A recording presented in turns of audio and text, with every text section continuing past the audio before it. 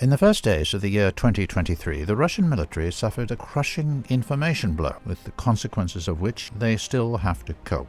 At midnight on January 1st, Ukrainian troops shelled the college in Makiivka, where Russian forces were temporarily located. 2 HIMARS missiles were intercepted by air defense forces, but 4 others with high explosive warheads hit the building. As the rubble was cleared, the number of victims grew. January 4th, the Russian military command confirmed the death of 89 soldiers. The Ministry of Defense called the main reason for the incident the mass use of mobile phones by military personnel despite the ban. This allowed the Ukrainian military to locate the Russian contingent and launch the precision strike. So far, the investigation of the circumstances of the incident continues. Unfortunately, strikes on enemy personnel at their locations are an effective military practice used in all military conflicts. It's likely that this is not the first Ukrainian strike on Russian military personnel in the Donbass, but it may be the one which led to the heaviest losses. It also sparked public outcry, which is what the Kiev regime sought. Russian commanders were criticized for their criminal decision to accommodate hundreds of soldiers all together in an unprotected building located in an area regularly shelled by the enemy. Ukrainian propaganda also did not stand aside and fueled the fire, including by spreading fake information.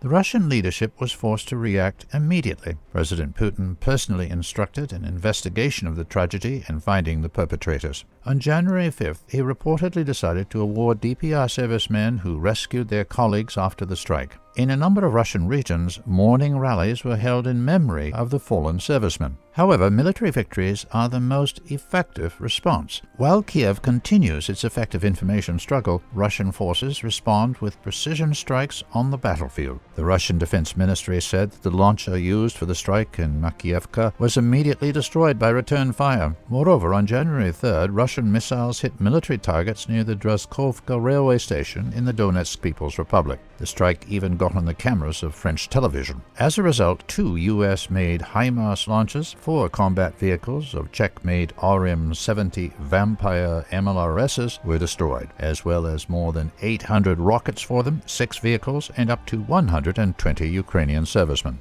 Precision strikes on the accommodation points of the Ukrainian military and foreign mercenaries continue on a regular basis, even in cities located far from the front line. For example, El Favito Hotel, reportedly used for accommodation of foreign fighters, was struck in Kiev on December 31st. Losses were exacerbated by heavy fighting on the fronts. Silencing the daily deaths of hundreds of soldiers, the Kiev regime continues to mobilize new servicemen. Ukrainians are caught on the streets and get summonses. Martial law and general mobilization in Ukraine has been extended until February 19, 2023.